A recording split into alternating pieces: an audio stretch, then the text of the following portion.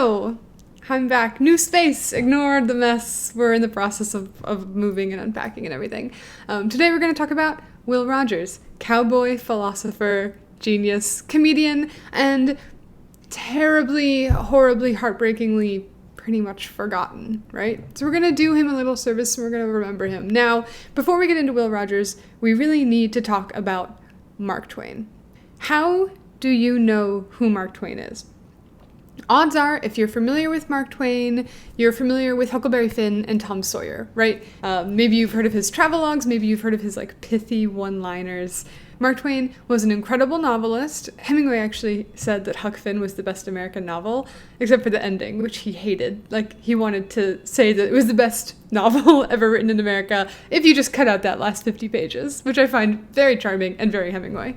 But writing novels was just one part of who Mark Twain was. He was an incredible travel writer. He was an exceptionally good public speaker. He was a lecturer. He was one of the first people in history to circumnavigate the globe on a world tour. He went to India, Australia, China. He sold out lecture halls. He brought audiences to their feet. He was incredible. He made people laugh on stage. He made people cry. He was a wonderful speaker. But 100 years after Twain's death, in 2020, when we think of Mark Twain, we don't remember any of that, right? We just remember Huck Finn. Hell, I didn't know most of that until I started researching the history of stand-up comedy, but most of that is gone now, and it's the novels. And it makes sense, right? This isn't some big mystery, of course. Lectures are there for the people in the room, and maybe you can read about it the next day in your local newspaper, but then it's gone. That's not what it was built for. I bring up Mark Twain because if Mark Twain had only written travel books and newspaper articles, had only, given those lecture tours around the world, I bet you even money that we wouldn't be talking about him 100 years after his death. And I can say that with confidence because we're not talking about Will Rogers. Will Rogers is, by the numbers, the most influential and important comedian in the history of comedy in this country. He wrote over 650 Sunday newspaper columns, which were subscribed to by over 40 newspapers nationwide. And 3 years into writing that weekly column, he was offered a daily column, Will Rogers says. So he wrote almost 3,000 daily newspaper columns. Insane, right? And at his height, he was read by over 40 million people every single day. And just for reference, there were only 115 million people living in America at the time. That's a third of the country reading him every day. Remarkable, right? And we're not just talking about writing, we're talking about all of these different fields, right? He was the most widely read writer in America, yes, but he was also the #1 radio personality. He was also the #1 male star at the box office. He was the nation's #1 most sought after public speaker. He was the #1 most read newspaper columnist. He wrote books. He traveled the world. He was like the king, man. He was totally beloved. But he didn't write novels, man. He should have written novels.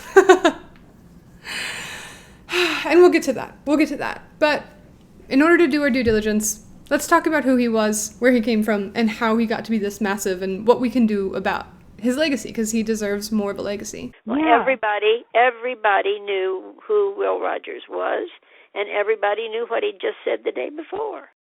Sure. Because that's all they could talk about. There wasn't anything else going on in Hume, Illinois. And sure, because this is YouTube, let's make a numbered list about it. #1, let's talk about his childhood in Oklahoma. Did you know that people were from Oklahoma in the 1800s? So, Will Rogers was born in 1879, long time ago, on his father's ranch near Oologah in Indian Territory. Now, at the time, Oklahoma wasn't even a state yet. It wouldn't become a state until 1907. And I must say, as someone who's lived on the East Coast for virtually my entire life, I often forget how young the West Coast really is. That's 100 years ago. That's remarkable. It's kind of silly to me that he was famous for being Oklahoma's favorite son, but he never technically lived in the state of Oklahoma. Fun fact. So both of his parents were of mixed race with really strong Cherokee heritage. Both of his parents identified as Cherokee, and his family was a big part of the Cherokee community. His father, Clement, was a really prominent leader in the Cherokee Nation in Oklahoma Territory, and actually Rogers County, Oklahoma is named after Will Rogers' dad. His dad was a war veteran. He was a judge, an attorney on the Cherokee Senate, and he was also a delegate in the Oklahoma Constitutional Convention. Oh my gosh, what a cool guy. So Will Rogers, his mother passed away when he was young, and he was the youngest of 8 children. And I have to say, whenever I hear about a comedian who's the youngest in a really big family, I get excited because I just love that personality type. I'm a youngest child too. I love it. But from a young age, he really hated school, like a lot of comedians. Preferred to be running around, working on the ranch, learning things about horses and cattle and rope tricks and stuff. He really didn't have any formal education after 10th grade. Two, cowboy circus life. Right? This is getting interesting. How many people do you know that were in circuses and were working as cowboys? So he worked on cattle drives. He loved that life. He was really good at roping and riding, and he worked on the family ranch, competed in roping competitions. In 1898, as a teenager, he began working as a cowboy on a ranch in Higgins, Texas. And then 3 years later, he sold his cows to his father, and he and a friend used that money to go to Argentina and be gauchos, which is awesome. And remember, this is 1901. Like, you didn't go from continent to continent just casually. You really don't even do that casually now, especially not now in COVID. Just like he left in 1901 and he got to Argentina in 1902. Just for reference, like, remember, he's not flying there. So he spent a few months in Argentina trying to make it as a gaucho, but then kind of quickly burned through the little money that he had. And then instead of going home, he went east. He hopped on a boat headed for South Africa. And that's where he began his show business career, because instead of just being a cowboy, he was a bronco rider and a lasso thrower in a Wild West show. Texas Jack's American Circus and Wild West Show. Oh my God, don't you want to go? He was billed as the Cherokee Kid. Okay, so number 3, vaudeville. I love vaudeville, but at that time, we're talking Houdini, we're talking Eddie Cantor, we're talking W.C. Fields, and this is when he started becoming Will Rogers, right? He started talking on stage. He started not just doing rope tricks and not just riding, but he'd tell some one-liners between rope tricks, particularly, when one didn't go quite well. If you mess up, it's good to have a little joke in your back pocket. So, here's a story. Here's a tangent. This is something that I don't think is true.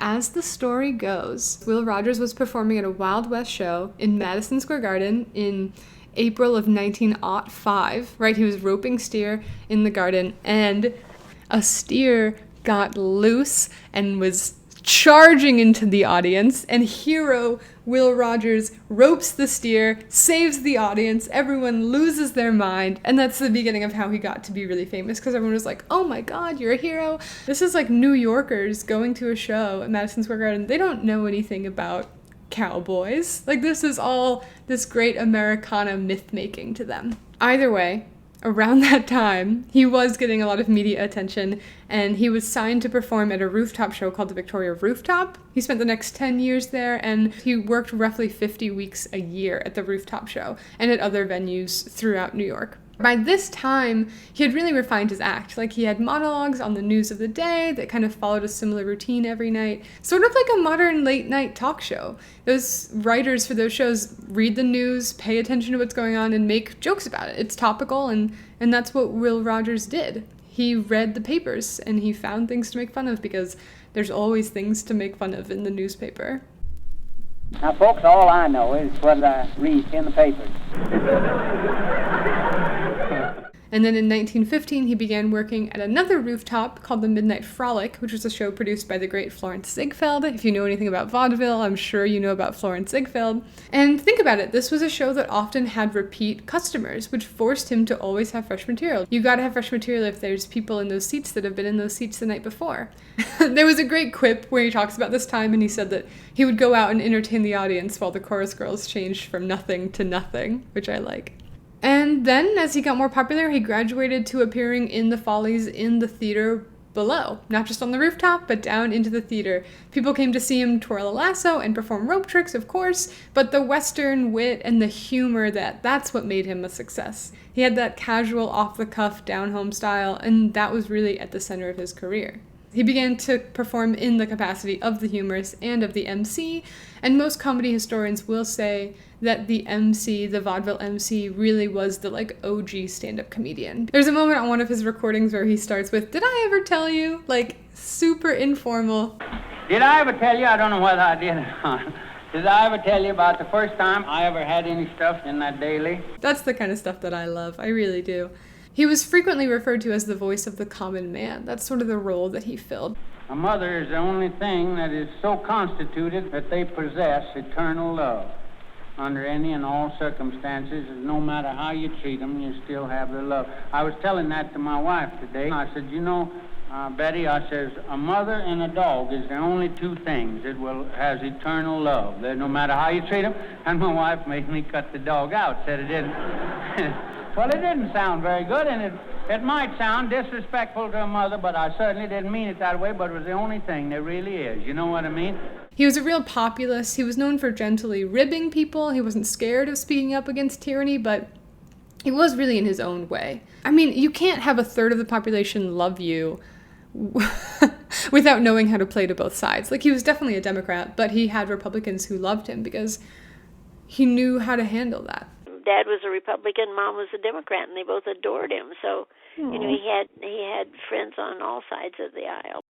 And Will Rogers basically was such a Democrat, but my dad just, you know, everything that Will Rogers said could be applied to their lives at that time.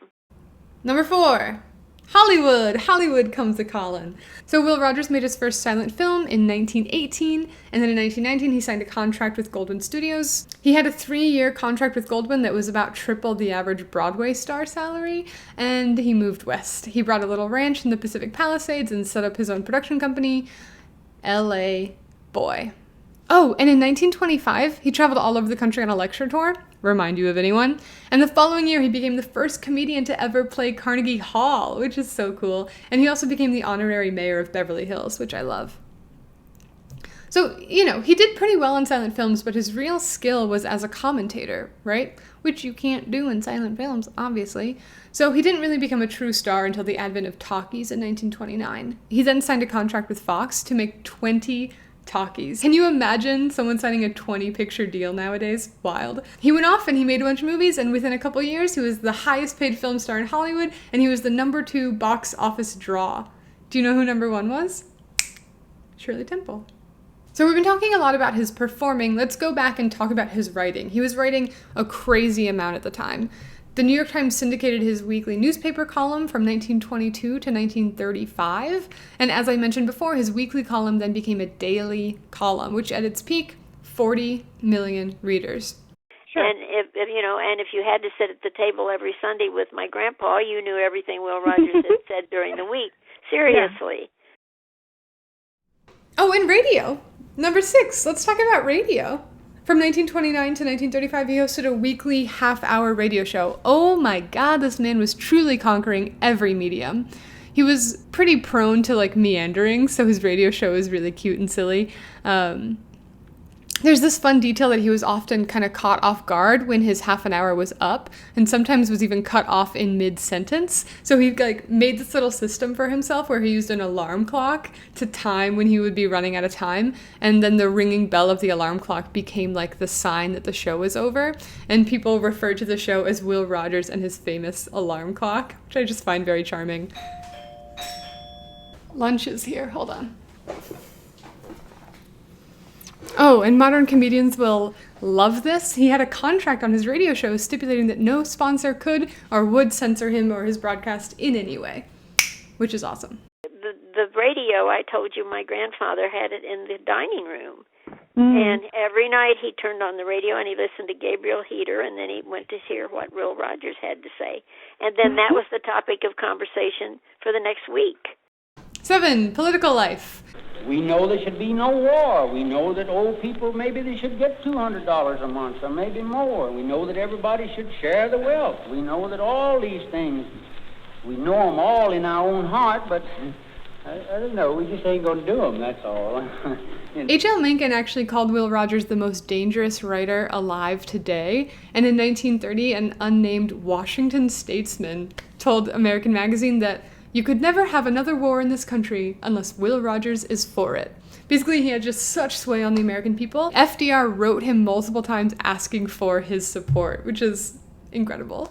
Also, in terms of Will Rogers in politics, in addition to being the first unofficial mayor of Beverly Hills, Will Rogers was playfully entered into the nominations at the 1928 Democratic Convention, which is adorable. And then In 1932, a popular mock campaign began with Will Rogers for president and the four Marx Brothers as like an ensemble vice president, which is great. Oh, and they were running in the anti-bunk party. I remember reading in this Marx Brothers biography that somehow Franklin Delano Roosevelt survived this challenge. But yeah, truly, FDR wrote to him multiple times asking for his support, knowing how much an endorsement from Will Rogers would mean. And interestingly, after a lifetime of holding his tongue and never endorsing a candidate, Will Rogers did it. He endorsed FDR. He really believed in him, and he campaigned openly for him. Now, this introduction hasn't been very flowery, but remember, you're only a candidate. Come back and see us as a president. I'll do right by you. Because I'm certainly wasting no oratory on a prospect. Republican presidents, that's one thing about Republican presidents. They never went in much for plans. They only had one plan. It says, boys, my head is turned. Just get it while you can. And,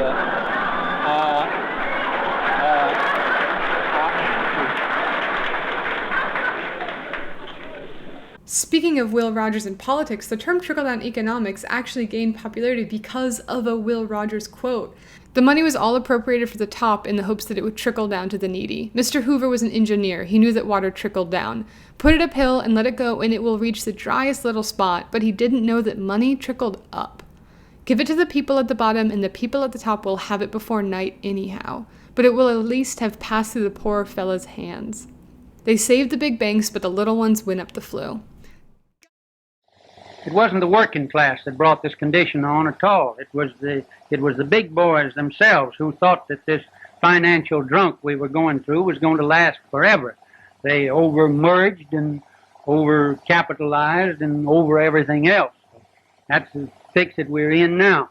I think he helped people recover from the Depression because everywhere people went, they were telling Will Rogers stories.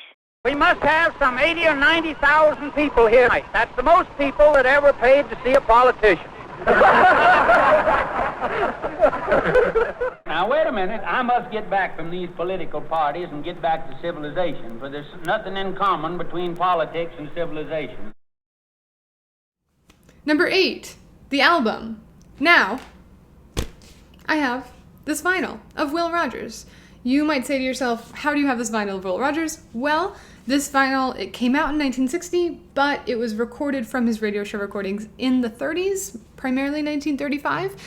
If you want to listen to Will Rogers, this is one great option. As I said, it's made up of choice excerpts from his radio show. I bet you when the Pilgrims landed at Plymouth Rock and they had the whole of the American continent, and all they had to do was to get an extra 160 acres was shoot another Indian, you know. Well, I bet you anything, they kicked on the price of ammunition, you know. I bet they said, what's this country coming to? You know what I mean? Right, like we're doing now, you know. What's this country coming to? You know, that we have to spend a nickel for powder. Of course, they got the lead back after they dissected the Indian, but... There are some really great moments from this vinyl. If you want to hear me get really in-depth into talking about this vinyl, you can listen to me on the podcast Comedy on Vinyl, where we really dig into it. Should I make a video about Will Rogers? What do you think? Oh my God, yes. Of course you should. Yes, absolutely. Yeah. I don't know if anyone... no one knows who he is. I guess I will take it upon myself to educate. Yeah, it's your job. It is now your job. The onus is on you. Number 9, his passing. This leads us to the end of the story. So it's 1935. Will Rogers is the most trusted man in America. He's the cowboy philosopher. In 1934, he hosted the Oscars, one of the first Oscar ceremonies. And really, he died at his peak, like top radio star, top lecture tour, top film star, top writer, all of this stuff. But in August of 1935, he died in a plane crash at the age of 55. He was flying with his friend Miley Post, who was a famous aviator, and their plane went down in Point Barrow, Alaska. A great American goes to his last rest. For the funeral of Will Rogers, thousands who knew him through the screen or radio or press come to Burbank, California for the burial. It's not an overstatement to say that the whole country basically went into mourning. Like, businesses closed. Movie theaters went dark. Even NBC and CBS went off the air during his funeral. And they would talk about when he crashed in the airplane with Wiley Post, and my grandfather would tear up, literally. I mean, they felt Will Rogers was a member of the family. He loved and was loved by the American people. His memory will forever be in benediction with the host of his countrymen who felt the spell of that kindly humor which, while seeing facts, could always laugh at fantasy. This is why his message went straight to the heart of his fellow men. I thank you. Good night. I've never gotten tired, ever, ever, ever, of Will Rogers. Yeah. And you know that's why you are talking to me now, that I quote him a lot. I sit by the fireplace with my friends, and they've all heard my Will Rogers quotes, so I'm going to have to find some new ones. 10. His legacy. So while researching Will Rogers, I swear I couldn't find a single negative thing about the man. He appears to be a near faultless person. Whereas the man he keeps reminding me of, Mark Twain, is like absolutely riddled with faults. Riddled with them. With temper tantrums and fights and like terrible decisions, especially financial and business decisions. Terrible mistakes galore. But like that's his charm. That's why I love Twain so much, is he's eminently human and flawed. They're really quintessential like proto stand-up comedy history, and they were both really uniquely American. Twain was a riverboat pilot on the Mississippi River, and Will Rogers was like a true blue Oklahoman cowboy. It doesn't get more like Americana than that. Both men were huge personalities, brilliant, prolific writers, spokesmen for the heart of the country, enormously famous, enormously read and well quoted, great humorists who gave lectures. But as I said at the beginning, Twain outlives Will Rogers not because he was more charming, not because he was more talented or more savvy or smarter. He outlived him because novels age better than columns and radio shows. That's it. Rogers' work was timely, and Twain's novels were timeless. Hell, you want to know how timeless they are? One of my favorite movies from 2019, Jojo Rabbit, is Huckleberry Finn. It's Huckleberry Finn, man. It's about a young Nazi who is like essentially Huckleberry Finn, but instead of an African-American man on the Mississippi with him, he has a young Jewish girl. You know, Jojo Rabbit goes on a journey of unlearning his indoctrinations, growing up, learning how to love, learning how to like embrace his fellow man, learning how to see past the terrible, untrue, racist things that he was taught. It's Huck Finn. It's just as relevant as ever. If Twain hadn't written those novels, I bet you anything he'd be just as forgotten as Will Rogers. And think about it, between 1935 and 1945, no offense to movies made 1935 and earlier, but that's when Hollywood sort of learned how to make movies, right? Like, in the 10 years after Will Rogers died, Casablanca, Wizard of Oz, Citizen Kane, Gone with the Wind, the movies that are considered classic Americana early golden age cinema, he just missed that. He just missed that.